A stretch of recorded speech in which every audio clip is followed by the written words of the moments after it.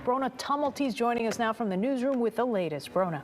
Good evening, guys. A walkout ahead of the start of the semester seems unlikely after today's press conference, but CTU says even with the start of the school year just a few days away, they don't have the answers to their safety concerns, adding that lack of information will become a bigger problem if COVID cases keep rising.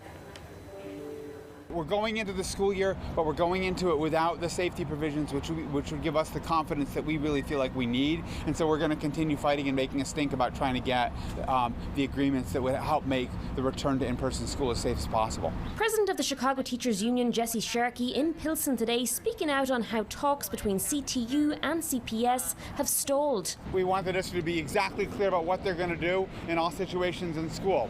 He says more clarity is needed on multiple issues. For example, should COVID cases surge, at what point would remote learning come back into play? Adding social distancing in school buildings remains an issue. Last year we had 6 feet. That was extremely important during mealtime, for example, when kids take off their masks. This year they want 3 feet where possible.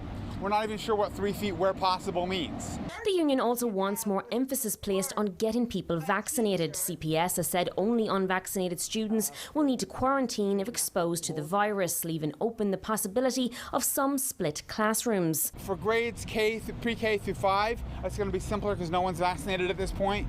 But in grades 6 through 12, there's going to be a lot of this mix and match.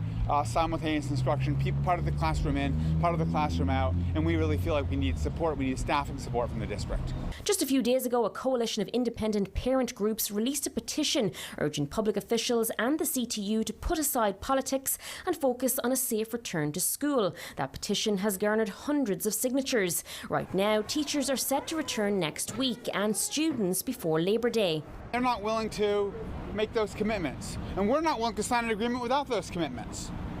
And so we have an impasse. In spite of that impasse, Sharkey assuring parents teachers will come back, even without an agreement in hand.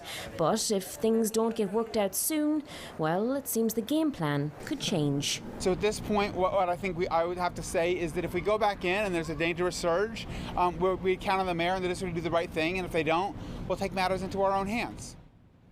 Now, we did reach out to CPS today and they sent us a statement a short time ago saying in part it is disappointing that the CTU is rejecting science for their own gain and continues to second-guess health experts and express their own unscientific opinions about health-related matters. The CTU appears to be committed to spreading doubt instead of preparing for the upcoming school year after the past year's immense disruption to learning. That statement also says all of the district's health and safety protocols are in alignment with those of the CDC, the Illinois Department of Public Health and the Chicago Department of Public Health.